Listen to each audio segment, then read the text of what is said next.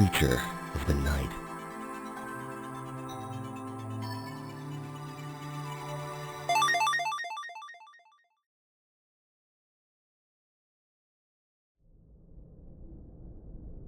I'm what they call a creature of the night. It's not uncommon for me to stay up to the rising of the sun. In fact, most weekends I do just that. So, it wasn't unusual for me to be up at 2:29 a.m. on a Saturday morning. It was unusual to receive a phone call at that time. Still, I didn't think much of it. I have a fairly large family and my grandma had been in and out of the hospital recently. I picked up the phone and I said, "Hello? Is anyone there?" There were no intelligible words I could make out. It was just rustling and low growling noises coming from the end of the line. I hung the phone up, figuring it was some kids playing a practical joke.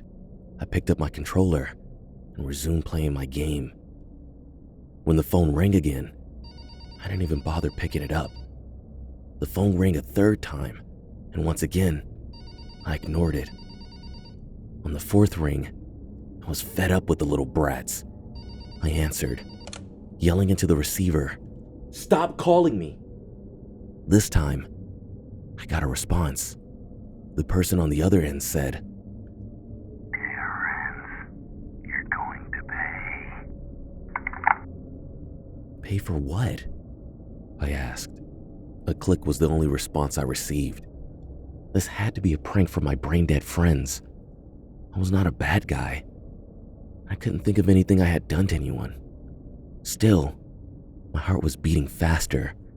I could hardly keep myself from looking outside the window. I decided to make a preliminary check around my house. I've seen enough horror movies to know the possible ways of entries. I made sure all the doors were locked and windows were shut. As I rounded back to my gaming chair, I looked out the window to see a lone man standing directly underneath the streetlight across from my house. He was holding a large fire axe and had some sort of mask over his face. To my dismay, he was slowly crossing the street directly up to my house. Officially, I began to freak out. I did my civic duty and promptly let the cops know. At this point, the man had marched directly to my front door and began smashing it with his axe. I was still in college at this time, so the dump of a house I was renting was not known for having reinforced anything. With a few heavy strikes, the masked stranger had the door sliced into ribbons. I was hiding in my bedroom, in my closet. If I could just remain hidden long enough for the police to arrive, then I'd be okay. My bedroom door was kicked in, and I heard the man checking underneath the bed. Next, he moved to the bathroom. My heart began beating outside of my chest. There was nowhere else to check but the closet.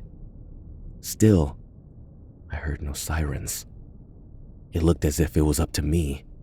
I closed my eyes in resolve and prepared for the man to open the door.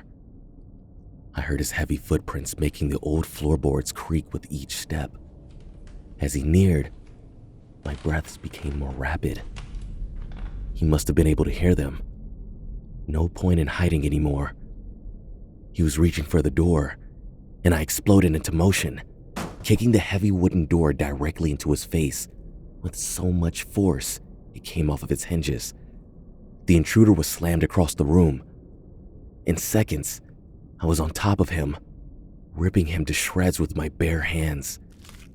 I scooped handfuls of his still warm flesh into my mouth, savoring every bite. His cries tampered off with a wet squelching sound formed in the back of his throat. And just like that, all was over. His body remained still. The only sound, the pitter-patter of pregnant blood drops splattering on the cheap linoleum floor. I remained there, drenched from his lifeblood. After all, I am a creature of the night.